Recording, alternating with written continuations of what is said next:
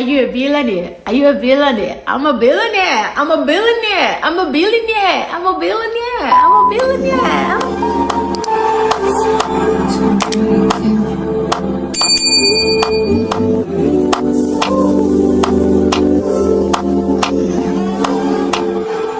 Welcome back, billionaires. Welcome back to this channel, and thank you everyone for subscribing, commenting and sharing my videos. I really do appreciate it. I am deeply grateful. On today's episode, we talk about why and how I moved from Canada to the United States. A little caveat: if you haven't watched the previous episode, please pause this video and go ahead and watch that one, because this is a continuation and you might not fully understand the things I'll be saying here if you did not watch the previous one. I mean, many people go through one relocation and they're like, hold up, that's enough. It's a lot of settling down and, you know, figuring things out. And now in less than 2 years, you're uprooting yourself again and you're moving.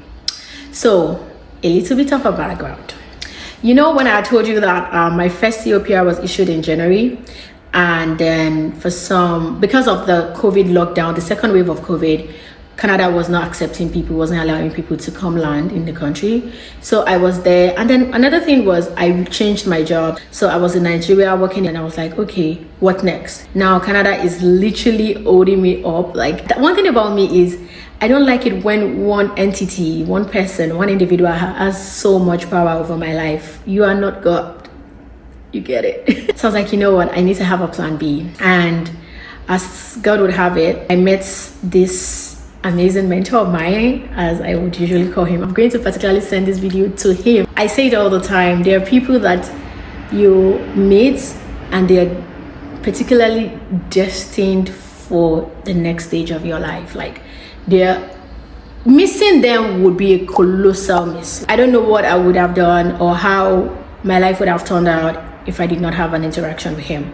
So we worked in the same organization, but was in a completely different department. And then one interaction with him, before I knew it, we got talking on so many other different things. And then I was telling him my, life goals and how I was pretty stuck with this, COPR thing not coming forth.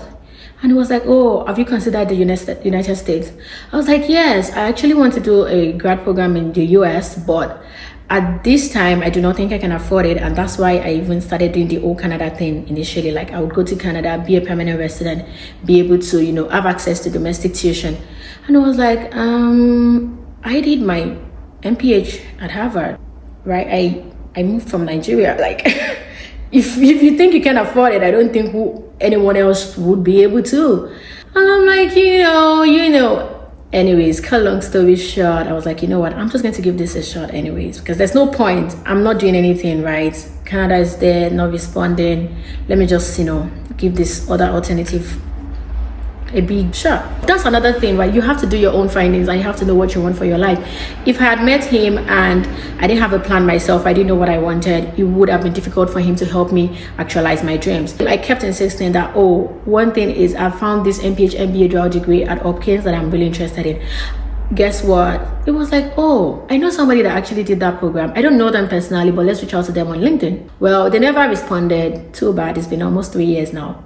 So yeah, anyways, we figured it out, and that's another learning point for me. Like, we figured it out. All we did was go through her profile, and we were like, if this was the stage she was in life when she applied for the program and she got in, you've definitely done more than that. And that was it. That was all I needed. And then I did apply for the program here in the US. I would never forget that I clicked the submit button on December 1st, 2021. When you're applying for the MPH program, there's a SOPHAS platform that all US schools, all US MPH schools use. And that's where you just select a couple schools that you want to, depending on, of course, your own choice and decisions, the schools you want to apply to. And then you use that platform. They just automatically send your applications to all the schools. It actually closes December 1st, if I can remember, if it's still the same every year. So I did that, and then luckily for me, Hopkins had their MPH MBA on that platform at the time. I did not have to apply to the MBA program separately, and that was it. Fast forward to January, I moved to Canada. I landed. I was settling in, and February 12th 2022 came, and I got my admission letter. Congratulations! You've just been admitted to the MPH MBA program at the Johns Hopkins University. Hello. Oh my God, that day. Oh my, I would never forget where I was. I was sitting on the couch like this. I jumped up, I ran, like, everybody was like, what's going on? What? No, I was just running. I couldn't even explain. I got into the program of my dreams. Let me give you a little, let me brag a little bit. The Johns Hopkins University is a top 6 university in the United States and a top 15 university globally. Now, that aside, the MPH program is the number one. Have you had one of one? There is no other. Number one Masters of Public Health program in the entire world. I'm not even joking. Let's be humble in the United States of America. But yeah, that was the level of pride I felt when I got into the program. I will never forget that at the time my mentor called it a good program, a good problem, but I was confused. I was like, what do I do from here? Now, if you didn't know anything about me, one thing you should know is I commit everything to God. As little as, even when I interact with people, even when it's no matter what it is, I literally talk to God about it. Like, he's my G. So I went to him and I was like, God, what would you have me do? Should I carry my bag and relocate to the US in the same year that I've just moved to Canada? What would you have me do? So after talking to God, praying about it, talking to a few mentors, I was like, okay, I would stay here for a year plus. Like, I would defer the admission for a year. Honestly, if I could defer for 2 years at the time, I would have deferred for 2 years. But I think the school kind of said no, that, they would most likely only do a year. After a year, you may have to apply again.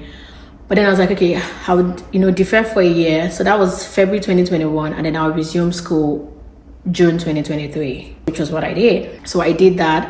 And then I stayed in Canada for a year and 4 months before moving to the United States for my program. So now you may want to ask, you were already in Canada after spending a year there or 14, 16 months. Why didn't you just stay back, or why didn't your perspective change? So that takes me back to my personality. If you know anything about me, you will know that I love having multiple options. First, I'm a pharmacist. You don't see many pharmacists getting an MPH degree. In my class, we were about 250. The cohort was about 250 when we came in 2023. I could tell you easily that there are about 80 to 85% medical doctors, maybe 2 to 3% pharmacists. I could count the number of pharmacists. I'm not sure we're up to 5 in that class. So that's to tell you how few the number of pharmacists are that get an MPH degree. Then going off that, an MBA degree, and then trying to get dual citizenship. Girl, not many people are on that path, and I wanted that for my life.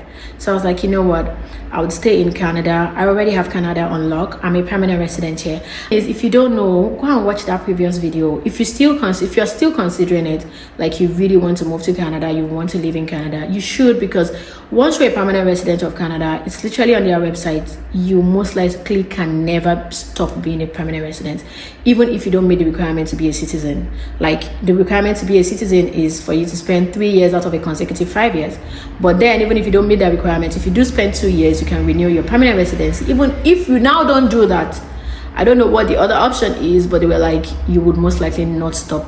You would never stop being a permanent resident. So I was like, okay, that's some level of protection. So that one, I was like, it's already sorted. How about I try new waters? No, I know that many people think I'm crazy sometimes, but it's the way I am, and it's the way I like to roll. I was like, you know what, let's just go to the US. Let's see what exactly is happening there. Let's see the possibility of even, expanding, doing something more. Who knows?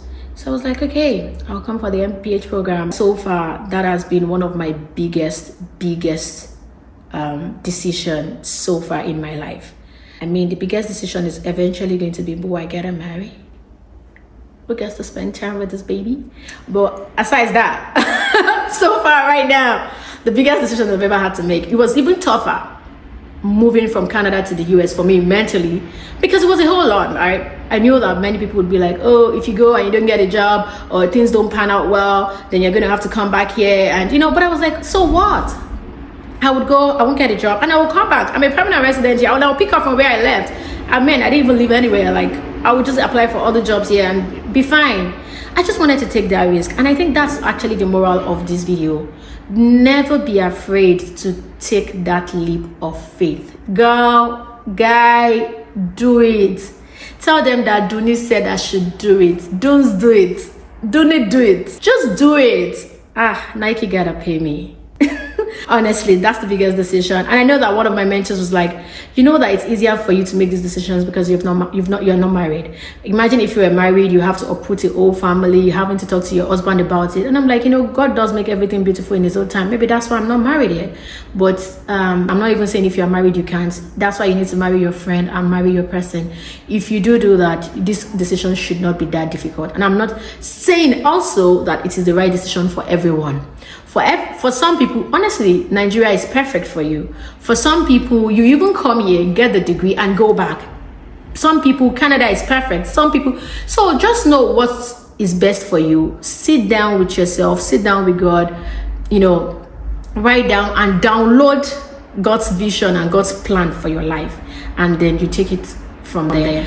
As I proceed on my journey, I will continue to share some things that I'm unable to share now regarding maybe how I'm able to manage my immigration status in both countries, how I'm also able to, you know, set myself up professionally, how I'm able to, there's some things I just feel like I need a bit of time to get comfortable talking and sharing about, but with time you'll get to know. But I think that to conclude, now you know why I left Canada to come to the US. It was really to come to grad school. I felt that the US also had, like, you know, bigger opportunities for me, and I'm like, okay, I'm gonna do that. That's it for today's video. Thank you guys. I hope that this video has been helpful to answer most of the questions that many people had, and you can see that I didn't just do this out of everyone was doing it or my friends were in the US or something. No, I had done the application even before I landed in Canada. Then I deferred the admission, and here we are today. Anyways, guys, gotta go now. Thank you so much for listening. See you next time. Okay, little life update. By the time you see this video, I should have graduated. In fact, I should be doing MPH, MBA, MPH, MBA. And I didn't tell you guys, guess what? Talking about the MPH program, your girl made it into the Delta Omega Society of the Alpha chapter. So the Johns Hopkins University is the Alpha chapter of the Delta Omega Society of the Public Health program, and the Delta Omega only admits 10% of the graduating class every year. Girl, it's a top 10% material. Anyways, so top 10% is not even of the public health, masters of public health alone, the entire public health faculty, right? So you have doctoral students, you have MH, everybody, the entire graduating class. Top 10% get inducted, and I made it. All right, guys, take care. Bye. Virtual hugs. Let's hug. Kisses. Bye.